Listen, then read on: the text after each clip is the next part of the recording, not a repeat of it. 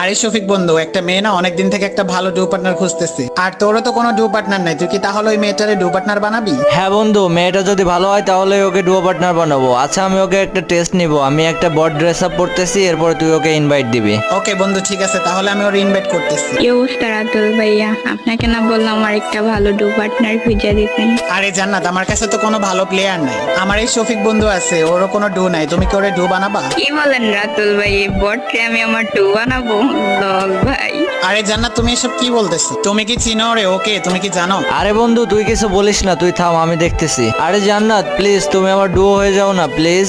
ভাই লল, তোর কাছে কি কোনো ভালো ড্রেস আপ আছে? তুই এসছিস আমার ডু পার্টনার হইতে? ও আচ্ছা, ডুও পার্টনার হইতে তাহলে ড্রেস আপ লাগে, তাই না? আচ্ছা রাতুল বন্ধু, 1 মিনিট দাঁড়া, আমি গ্রুপ থেকে বেরোয় আবার আসতেছি। ও ভাই, বিগ ফ্যান বিগ ফ্যান। আপনি কি আমার ডু পার্টনার হবেন? পাতার নাম পুদিনা, তোমার মতো মেয়েকে